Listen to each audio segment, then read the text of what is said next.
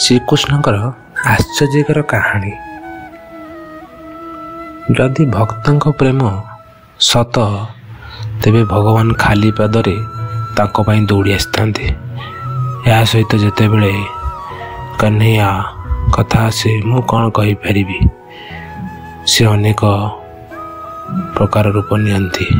ତାଙ୍କ ଭକ୍ତମାନଙ୍କ ପାଇଁ ସେ ଅସଂଖ୍ୟ କାର୍ଯ୍ୟକଳାପ କରିଥିଲେ, ଯାହାର ପ୍ରମାଣ ଆମର ଧାର୍ମିକ ଗ୍ରନ୍ଥରେ ମିଳିଥାଏ। ଏପରି ଏକ କୌତୂହଳପୂର୍ଣ୍ଣ କାହାଣୀ ଯେତେବେଳେ ଶ୍ରୀକୃଷ୍ଣ ତାଙ୍କ ଭକ୍ତଙ୍କ ପାଇଁ ଏକ ନିଆରା କାର୍ଯ୍ୟ କରିଥିଲେ, ତେବେ ଆସନ୍ତୁ ସେ ବିଷୟରେ ବିସ୍ତୃତ ଭାବରେ ଜାଣିବା। ଏହା ହେଉଛି ଶ୍ରୀକୃଷ୍ଣଙ୍କର ଭକ୍ତଙ୍କ ପ୍ରତି ପ୍ରେମ କାହାଣୀ। ପୌରାଣିକ କଥା ଅନୁଯାୟୀ ଏକ ସହରରେ ଜଣେ ରାଜା ଏକ ମନ୍ଦିର ନିର୍ମାଣ କରିଥିଲେ, ଯେଉଁଥିରେ ଶ୍ରୀକୃଷ୍ଣଙ୍କର ଏକ ପ୍ରତିମା ମଧ୍ୟ ରଖାଯାଇଥିଲା, କିନ୍ତୁ କେବେ ପୂଜା କରୁନଥିଲେ। ସେୟାକୁ ପୂଜା କରିବା ପାଇଁ ଜଣେ ପୁରୋହିତଙ୍କୁ ମନ୍ଦିରରେ ରଖାଯାଇଥିଲା। ପୁରୋହିତ ନିୟମିତ ଭାବରେ ଶ୍ରୀକୃଷ୍ଣଙ୍କୁ ସ୍ନାନ କରି ତାଙ୍କୁ ବହୁତ ଭକ୍ତିରେ ପୂଜା କରୁଥିଲେ। ରାଜା ମଧ୍ୟ ପ୍ରତିଦିନ ଶ୍ରୀକୃଷ୍ଣଙ୍କୁ ଫୁଲର ଏକ ପୁଷ୍ପଗୁଚ୍ଛ ପଠାଉଥିଲେ। ଏହା ଯେତେବେଳେ ସେ ଦର୍ଶନ ପାଇଁ ଆସୁଥିଲେ, ପୁରୋହିତ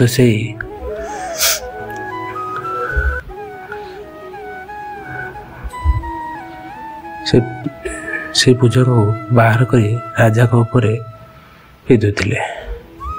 ଏହା କରି ପୁରୋହିତ ମଧ୍ୟ ତାଙ୍କ ବୟସ ଅତିକ୍ରମ କରିଥିଲେ।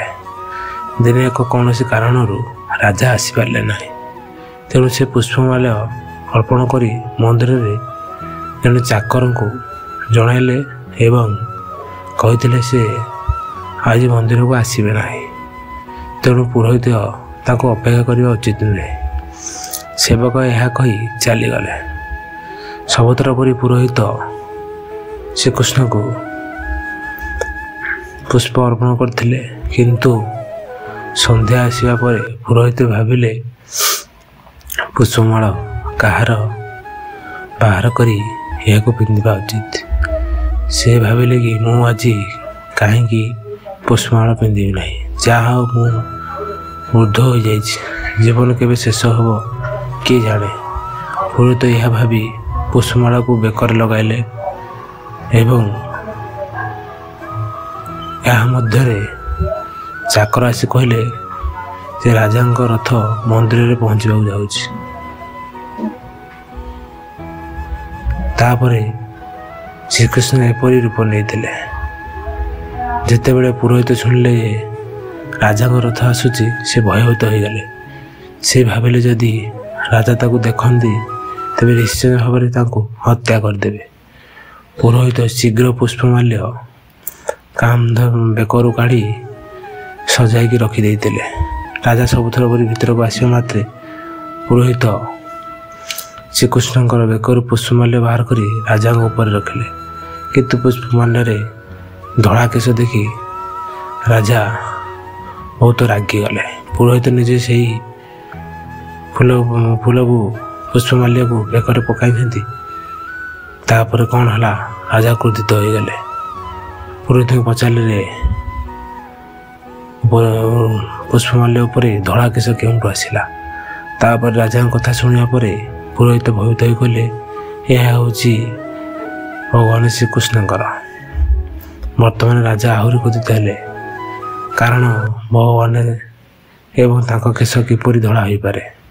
ସେଥିପାଇଁ ରାଜା ଆଦେଶ ଦେଇଛନ୍ତି ଯେ ଆସନ୍ତାକାଲି ସକାଳ ସମୟରେ ରାଜା ନିଜେ ଆସି ଦେଖିବେ ଯେ କହ୍ନେୟାଙ୍କ ଶ୍ରୀକୃଷ୍ଣଙ୍କର କେଶ ଧଳା କେଶ ଅଛି ନା। ରାଜା କହିଲେ ପୁରୋହିତ ମିଛ କହୁଛନ୍ତି, ଏହା ମୁଁ କାଲି ପରୀକ୍ଷା କରିବି।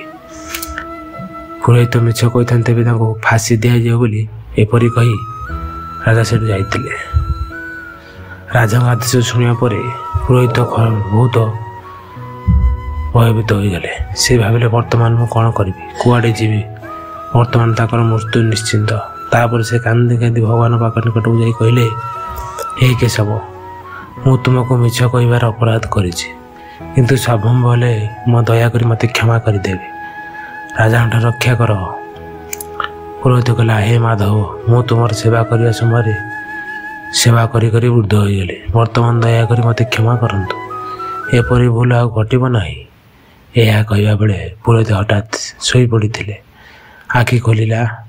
ଅନ୍ୟ ପାଖରେ ସକାଳ ଆସିବା ମାତ୍ରେ ରାଜା ମଧ୍ୟ ଆସି କହିଥିଲେ ଯେ ଆଜି ସେ ନିଜେ କାହ୍ନାଙ୍କ ପୁଷ୍ପମାଲ୍ୟ ଅର୍ପଣ କରିବେ। ଏହା କହି ରାଜା କାହ୍ନାଜୀଙ୍କ ମୁକୁଟ ଦେଖିଲେ ଏବଂ କୃଷ୍ଣଙ୍କର ସମସ୍ତ କେଶ ଧଳା ଅଛି। କିନ୍ତୁ ରାଜା ତଥାପି ବିଶ୍ୱାସ କଲେ ନାହିଁ।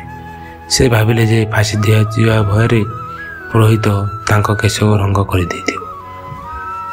ତାପରେ କହ୍ନେୟାଙ୍କ ପ୍ରତିମୂର୍ତ୍ତିରୁ ରକ୍ତ ବାହାରିବା ଆରମ୍ଭ ହେଲା।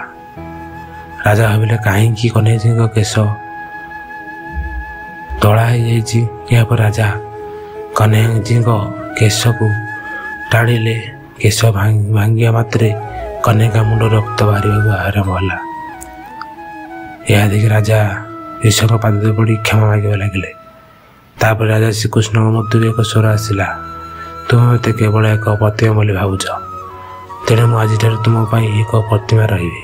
କିନ୍ତୁ ପୁରୋହିତ ମୋତେ ପ୍ରକୃତ ହୃଦୟ ଏବଂ ପୂର୍ଣ୍ଣ ଭକ୍ତି ସହିତ ଉପାସନା କରିଛନ୍ତି, ତେଣୁ ତାଙ୍କର ଅପାର ଭକ୍ତି ଦେଖି ମୋତେ କେଶର ଧୂସର କରିବାକୁ ପଡ଼ିଲା। ଶ୍ରୀକୃଷ୍ଣ କହିଛନ୍ତି ଯେ ଭକ୍ତ ଏବଂ ଭକ୍ତିରେ କୌଣସି ସନ୍ଦେହ ରହିବା ଉଚିତ ନୁହେଁ। ମୁଁ ପ୍ରକୃତ ଭକ୍ତଙ୍କୁ ଲାଜକୁ କେବେ ବି ଛାଡ଼ିବି ନାହିଁ। ଜୟ ଶ୍ରୀକୃଷ୍ଣ।